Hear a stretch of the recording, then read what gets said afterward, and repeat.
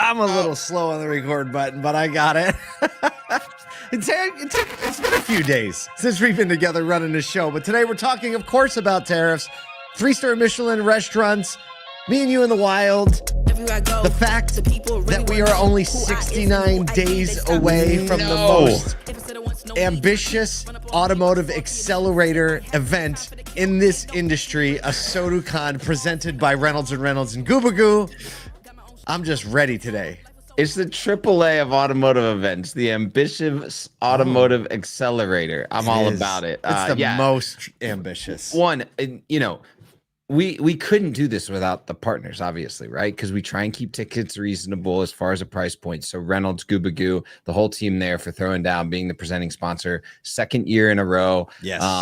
Companies like Space Auto that are going to be taking on our podcast stage this year and making that an epic stage. Clairvoy, Automotive Mastermind for jumping in and making sure that we have our breakout stages set up in those rooms, having a feel and a vibe, and countless others that are throwing down. I was going to say, that's, boy, I'm proud of you for going in hard on that, because if you don't have a list in front of you, I'm always deathly afraid I'm going to miss somebody.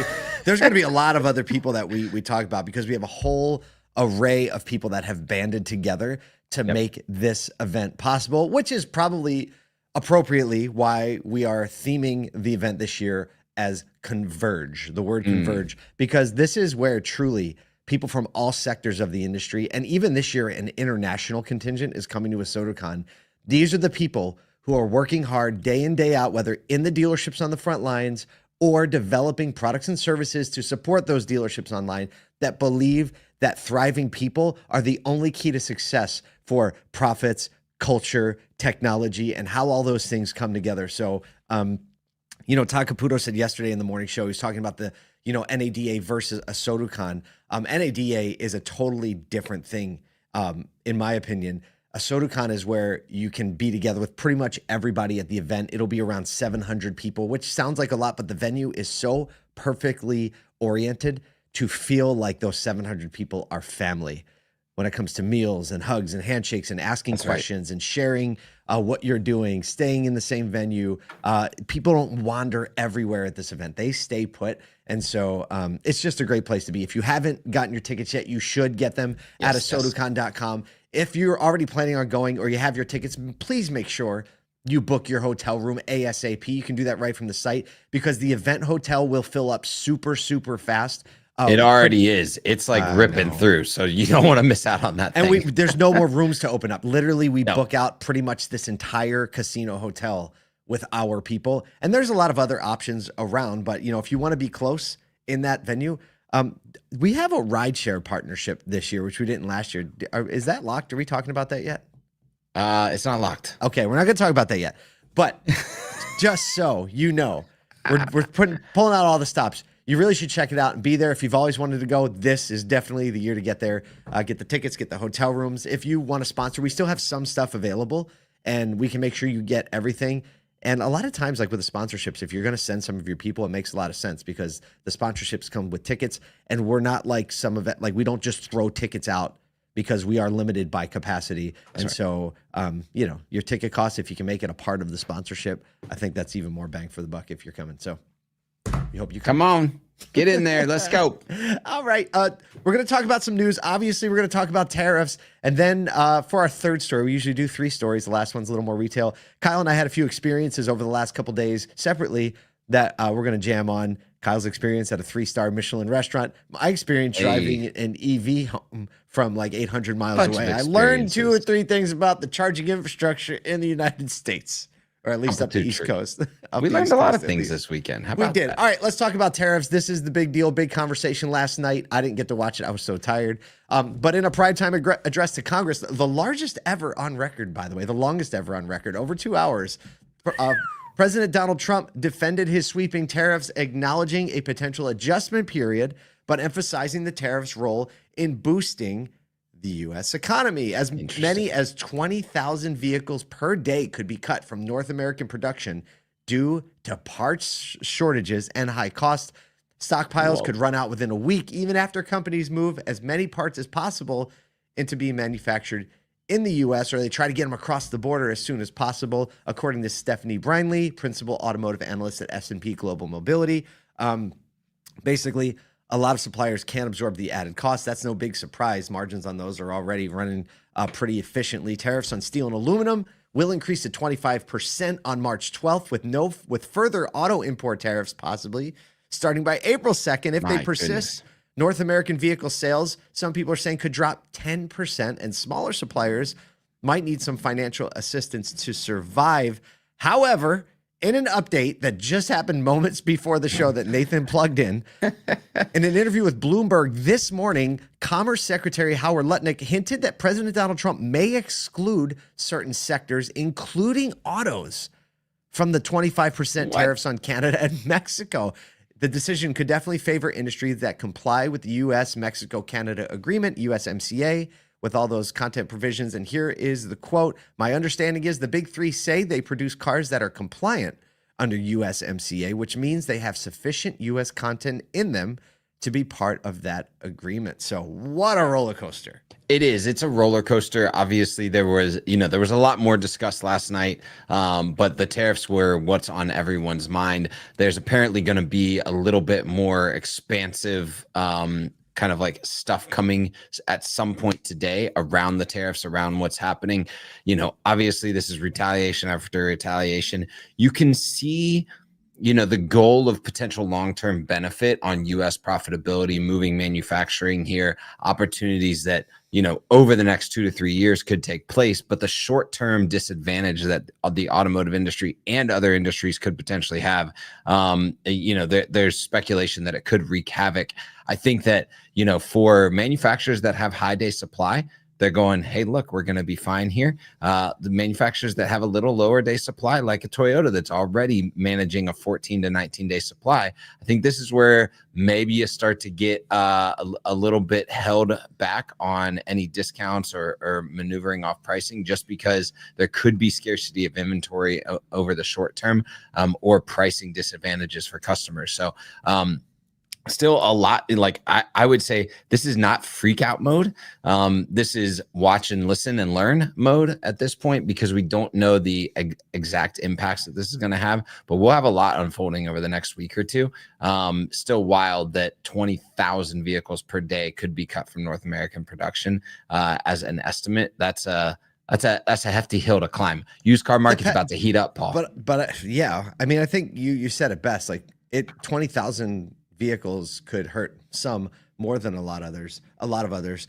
But yeah, thinking about like, how is a dealership or a dealer going to think about and think through and react? Like you said, it's not freak out mode. OEMs obviously have to pay a lot of attention to this. The trickle down effect is going to be a little bit slower if the tariffs come in place. I think there's a lot of attention in the White House on protecting the American economy. Right. So I think like automotive and the American economy already talking about excluding some sectors, but without a doubt, used car market, it can't help but feel the pressure if new car supply goes down or gets very expensive again. Yep. Right. All of a sudden, those used cars, what a volatile ride. Here, we're going to pivot right into the second story, because this story does have a lot to do with the first story. The White House did celebrate an early win yesterday as Honda announced plans to move production of its Civic from Mexico to Indiana beginning in 2028. The move was touted as part of the, quote, Trump effect. Indiana plant is expected to produce about 210,000 Civics annually. Honda didn't confirm the change directly, instead emphasizing its ability to adjust production based on customer needs and market conditions, and highlighting its history of building the Civic in Indiana since 2008. Trump supporters, including economist Stephen Moore, said, and Senator Jim Banks praised the move as a sign that tariffs are driving made in America job growth. Senator Banks also stating President Trump has taken the kick me sign off the backs of workers and manufacturers. This report is great news for Hoosiers and all Americans, and it's only just the beginning. So, what a quote. I think Senator Jim Banks has been holding the kick me sign quote for quite some time. There's a meme that goes with that. Like there's definitely a meme that goes for that. Here's what's, in relation to my comments in the first story, you look at, this is a 2028 goal, right? So it's a 3-year away goal, and you're going to see these long-term impacts. They're expecting this 4-year term to continue to have more of these iterations, that we're seeing in the first 100 days. So that's why the targets on this 2028, like it takes a while to move manufacturing, production, all of those types of things stateside. Some of these OEMs already have plenty of production here, so I think you'll start to see migrations over short term. But we'll see if it's enough, like a little too early, a little too late to kind of balance pricing and production there. I think with the jobs situation we talked about in the first story, one of the things that if you just think about how we typically respond to things as an economy, it's very reactionary. Right? Inflation's up, inflation. Jobs are up, jobs are down. This type of move is a move that isn't going to increase jobs immediately.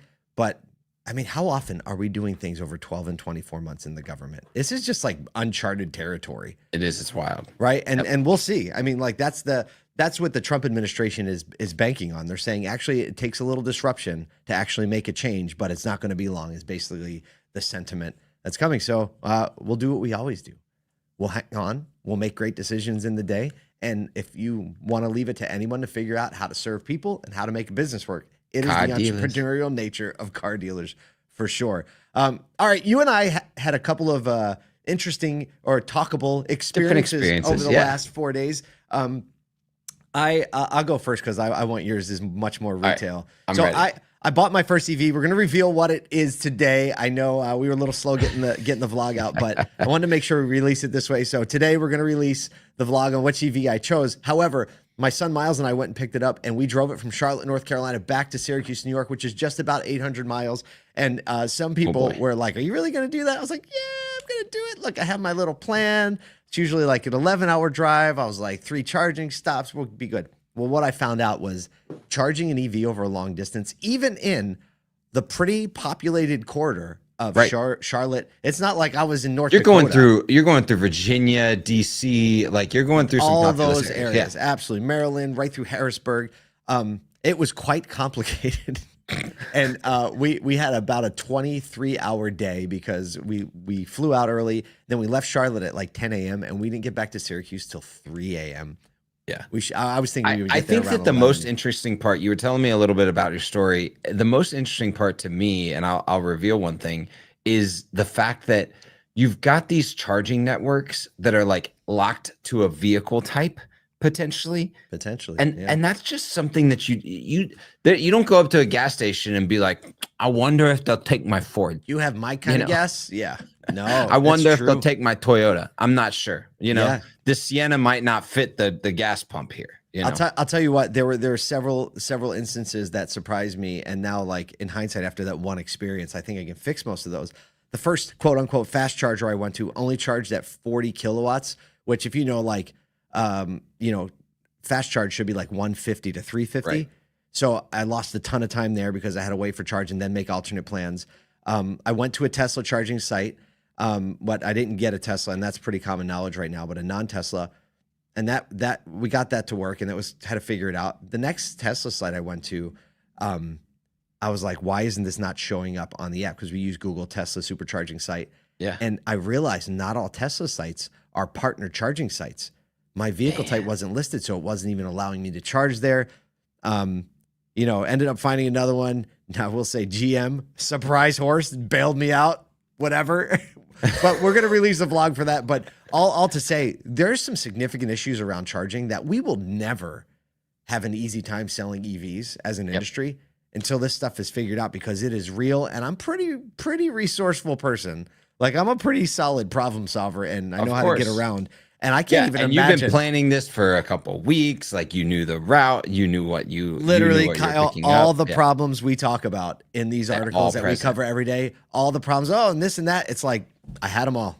I had them all, even though I knew about them. So, that was lit. We're gonna release the vlog. I think we're gonna release the vlog on my personal page today on LinkedIn, and we're gonna talk about it, and we'll talk about the charging journey. But you and I had a conversation. I wish you had a vlog of this one. But you took your wife out for a special anniversary celebration in New York City. And all right, tell us what it was like. You were telling me a little bit. So I went to a 3 Michelin star restaurant, and I knew going in called Per Se. So it's on Columbus Circle, right outside of Central Park. It overlooks Central Park. It's gorgeous. You know, the things that they did, obviously, like I'm going to say the food, obviously, absolutely incredible. You know, it's just little bites along the way. Every bite is packed with a punch. They don't repeat. This is a restaurant that they don't repeat a single ingredient the entire meal. Whoa. So that's kind of a shocking You can do that? realization. 9 courses, not a single ingredient outside of, like, I think they exclude like butter and salt and things like that, but like your major ingredients. But the unique things, right? I've reserved online. It was very easy. Actually, I had to how long kind of ahead did you reserve? Well, what's that? How far ahead did you reserve? Well, so we were going to go one place, and then I realized that this was close to our hotel, and I was like, all right, I'm going to do that. It wasn't available, but I was able to put my name on a waiting list. And the process, the digital process of like notifying me that there was an available spot was so clean. But then when we reserved, our reservation was for 5:30. First of all, they emailed me a very personalized note. It was clearly personalized because they noted some specific things from my reservation on questions that they had asked, just like unique questions that, you know, if you just ask those up front, you now know something about that person, and that's actually caring, right? You don't have to go find those things out separately. So that was interesting. But also, you know, they started with yeses, right? I said, hey, we've got a place to be at 7:30. It looks like this is a 2-hour dinner affair. Is there a way that we can come early? Yes, not a problem. We'll take care of you, Mr. Mountsier. And they just continued with yeses the entire time. And I thought that was really interesting. But the most impressive part, you know, this is a price fix. It's a fixed menu. The menu changes every day. They only have certain things. My wife has about 8 allergies, and they accommodated them flawlessly throughout the night. Oh, that's the deal. And this is what is so amazing to me. And when it comes to like training and preparation, if you know these restaurants at this level, every single day they change the menu, every single item on that menu, and every person that brought food out knew every ingredient that was on each of our plates, down to the ingredients in my wife's allergy-free menu that they were curating on site. Like they were that aware, they were that intentional. They were very clear with their presentation to make sure that she was confident in every bite that she was eating. Like it's and all of those things, the things that made the experience feel great are things you could do at an Applebee's, right? Wow. Does that make, like, all of those things you could do anywhere? The food obviously is what, you know, is why the price point and some of the food and the ingredients and the chefs and things like that. But all of the things that made the experience feel great, those you could do anywhere. That's unbelievable. That's unbelievable. I mean, like, these are the experience. And when you said your wife said to, I don't want to mess it up, but I'm going to say it, but I think she said, anything else I eat from now on is just nourishment. That's exactly what she said. It was that good and that amazing. I wish you had a vlog of that. I'm sure we'll hear more stories as that comes out, but legitimately, look, it's good to have something we can look at to just take little clues, right? Everyone can't do this all the time. Right. But even just the knowledgeability of your staff is something that just takes regular intentionality.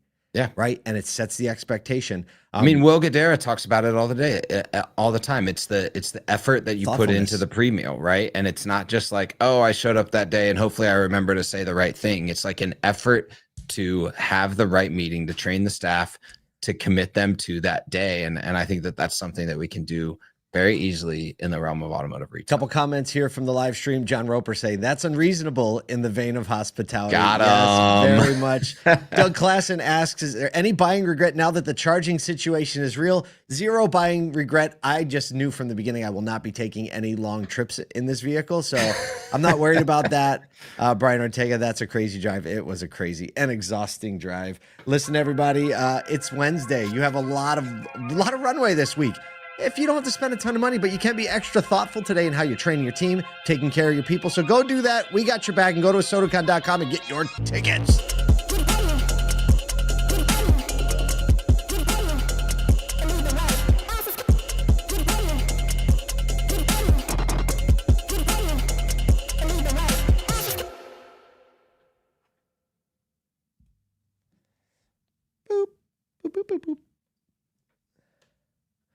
Per se.